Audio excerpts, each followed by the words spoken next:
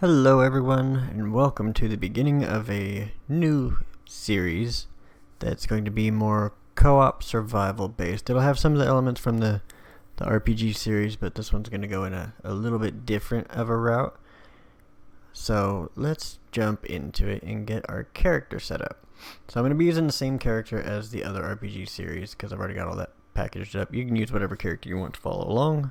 I'm going to go get my Akai character files and just import the character. But I don't want to just import it in here, so let's go actually put it where I'm going to want it. So in the third person folder, inside the blueprints, I'm going to right click, create a new folder called characters.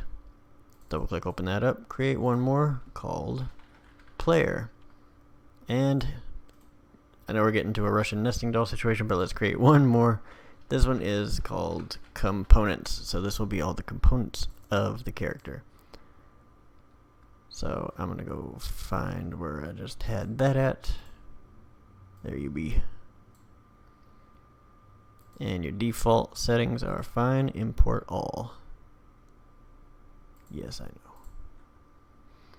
It's gonna pop up and say smoothing, whatever. It doesn't matter. Alright, so here's the character I'm gonna use. Now there is one thing I like to do to change her up, and I just don't like how shiny she is right off the bat. So I'm going to double click and open up her material right here. I'm going to hold 1 on the keyboard and left click to get a constant, a material expression constant, and I'm going to hook this to the roughness. Then I'm going to give it a value of like 0.85. That's usually pretty good. Takes the shine out and has a natural kind of cloth light absorption. I don't know what you would call that. Light absorption? Alright. So now, inside the player folder, we can create another folder called animations. So, inside that character folder, I've got these. So I'm going to open up, that's the components. I'm going to open up my animations folder, and then I'm going to drag these 4 in. Now the default settings are not okay on this one. The only thing we need to change though is the skeleton. So let's bind it to the skeleton and then import all. Alright, so now we need to create some animation blend spaces so we can actually get this thing moving. So, right-clicking in the player folder.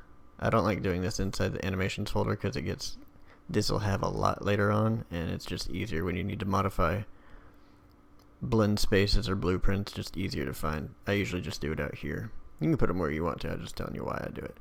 So, for this one, I'm going to create a blend space 1D. I'm going to select the Akai skeleton, and this is going to be my base locomotion underscore blend space. So this is the one just for when she's running around like this character will. We only need 1D because she just faces the one direction. Well, I mean she faces all directions, but you know. So I'm going to double click and open that up. And over here on the left under the asset details, I'm going to go to the axis settings, and for the horizontal axis, this is going to be our speed axis. And for the maximum axis value, I'm going to set this to 500. Now for the grid divisions, I like to do 8, and that's just how many lines you'll have moving up and down.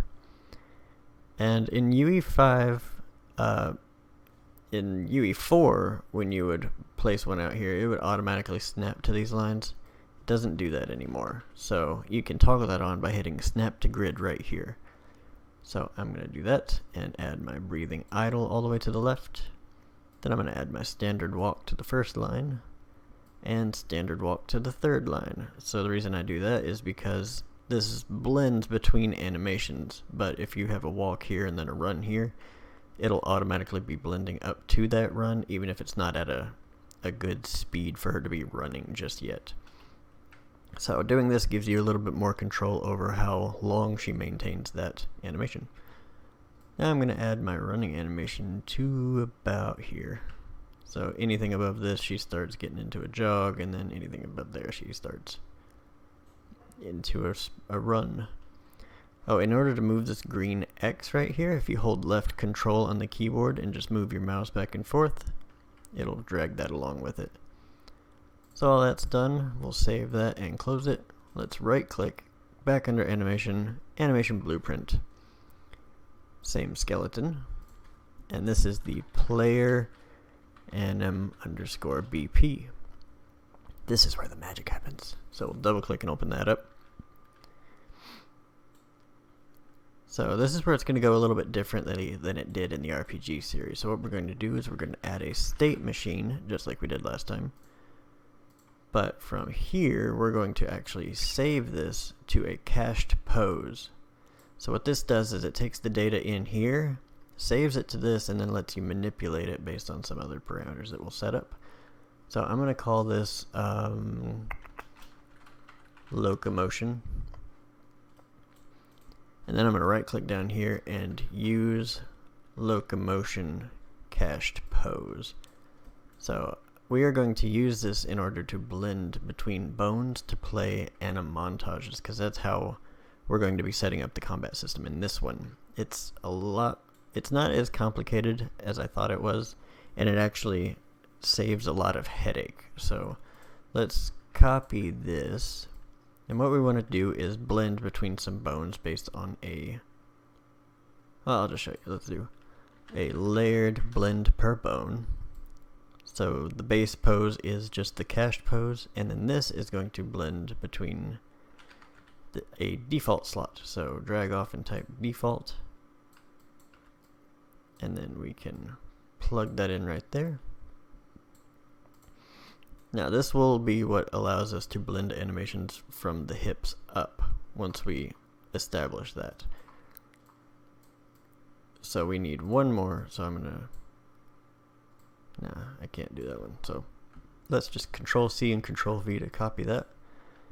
And then off this layered blend per bone, let's do another default slot, but this one will actually be a root bone, which will let us play full body animations.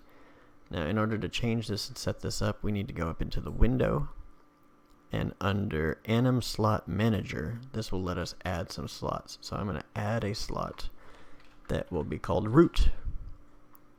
And once that's done, you can click this little drop down box with this selected and just set that to root. So now we do another layered blend per bone,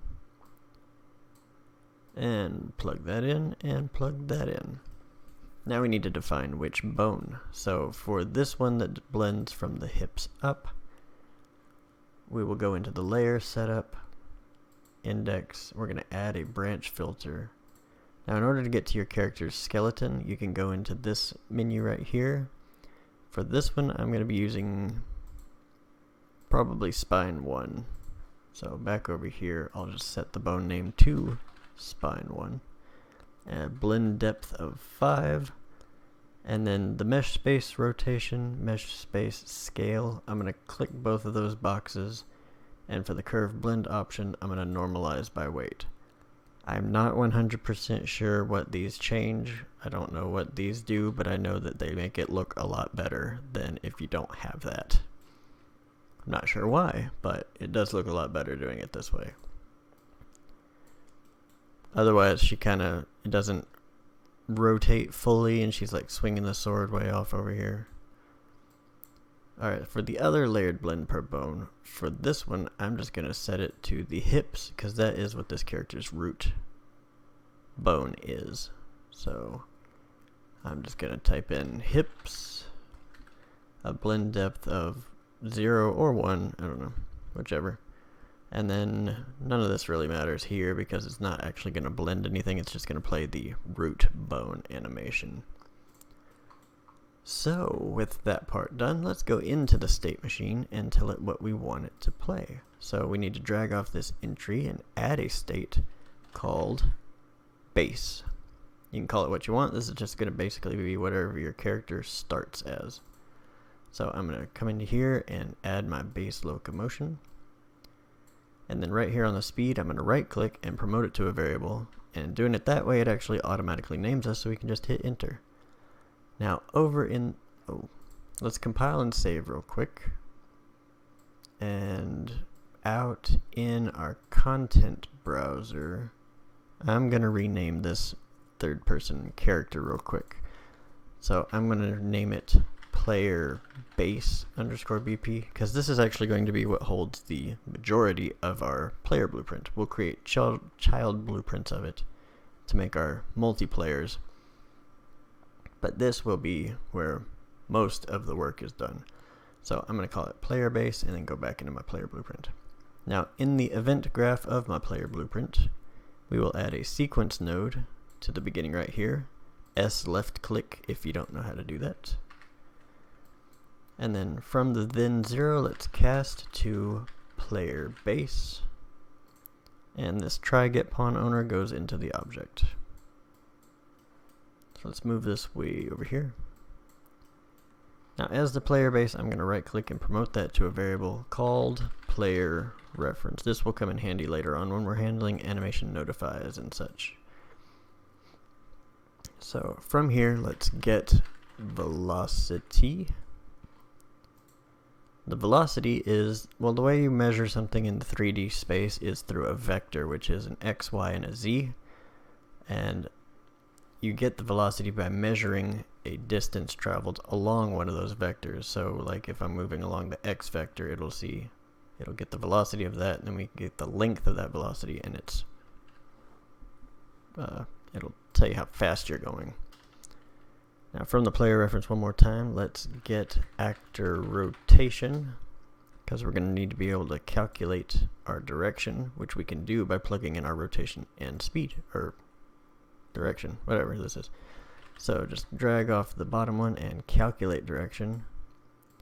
So it'll take the direction we're facing and the direction we're traveling, and then tell you what it'll take the direction you're facing and which way you're moving on the vector, and then tell you what your direction is. Plug that in there. From the get velocity, we can get the vector length. You don't have to type get, it's just vector length. And then we can plug in that speed just by dropping it here and plugging it here. And since it's already plugged in over here, you want to make sure it's plugged in on this side, otherwise your character will just be floating around when we get to that point. So I'm going to double click and open up my player base.